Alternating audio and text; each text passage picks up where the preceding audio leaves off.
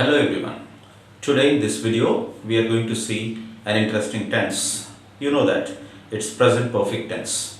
You heard it right, it's present perfect tense. Well, we have three tenses in English. One is past, one is present and one is future.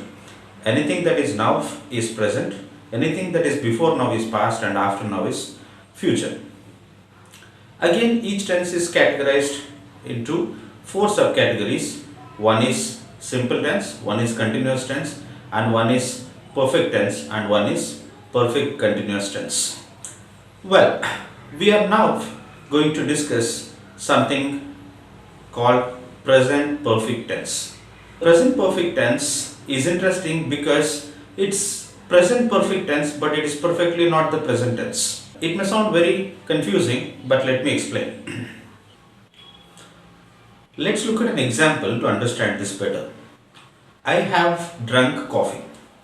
When I say I have drunk coffee, it simply means the action of drinking coffee is already completed. I just explained that anything that is before now is considered to be the past tense. Then the act of drinking coffee is already over. It's not now, it's already done, it's before now. So why would we consider present perfect tense as past tense? We call it as present perfect tense. I have drunk coffee. To understand this sentence or to understand why present perfect tense is actually categorized as present tense, we should understand the root word perfect. The word perfect is an adjective which simply means anything that is error free, anything that is flawless, which is the best.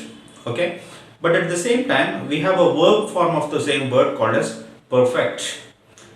The word perfect in verb form means something that has to be corrected, something that has to be revised. If I say I have written a book but that needs to be perfected, if I say that a book needs to be perfected, it simply means it's not complete. It has to be corrected, it has to be revised, it has to be seen by some experts to check if there are any faults. So until it is perfected, it is not complete. Similarly, in the case of present perfect tense, the action which we are speaking about is not complete. There is some other action expected or there is some other action pending after this. If I just say, my friend has arrived at the railway station. My friend has arrived at the railway station. This is an example for present perfect tense. My friend has already arrived. The action of arriving at the railway station is already completed. So, but still it is called as present perfect tense because there is some other action pending. There is some other action expected after my friend's arrival. Something like, my friend has arrived at the railway station. I have to go and pick him up. My friend has arrived at the railway station. He should book a cab and come home. So, arriving at the railway station is not a complete action. It needs to be perfected. It needs to be completed by some other action. That's why we call that action as present perfect tense. It will be complete when it is accompanied by or when it is followed by some other action.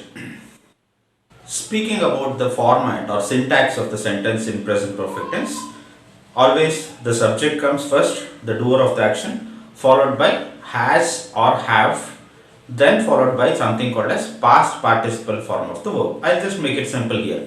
Subject, anyone who does the work, something like he, a person, he, followed by has, he has. Drunk is actually the past participle form of the verb, and lastly coffee. He has drunk coffee is a complete sentence in present perfect tense. We are using has because the doer of the action subject is singular, that is he. When the doer of the action, when the doers are more, then we use the word have. For example, when we say people, which is more in number, I mean many people, then we normally we should use have. For example, people have gathered for listening to his speech. So people have gathered.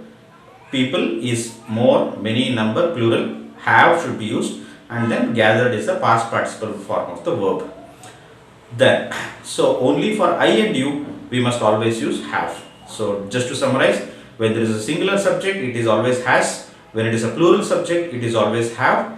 When it is I and you, it's always have. Finally, there is one misconception about the usage of present perfect tense.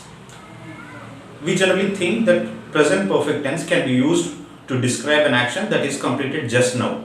That's not the case always. We can use the present perfect tense even for the actions that are completed long ago. The only criterion that we must have is the action that is completed must be expecting some other action for its completion. If we take the earlier example, my friend has arrived at the railway station. The action of arriving at the railway station might have completed just now.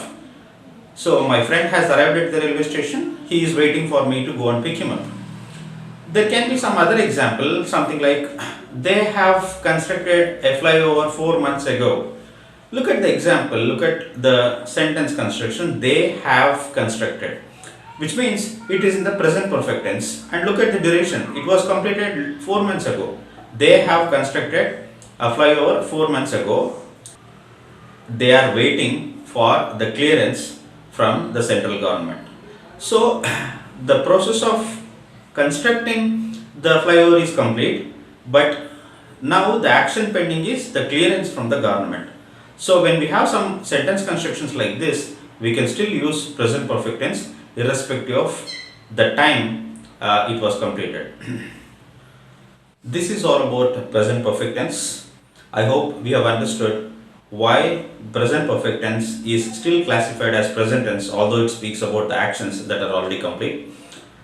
I hope we have understood the format or the syntax of the present perfect tense sentences, and also the concept of using it for the actions that are just now complete and also for the actions that are completed long ago. Thanks for watching this video. I'll come up with some other interesting topic in the next video. Thank you.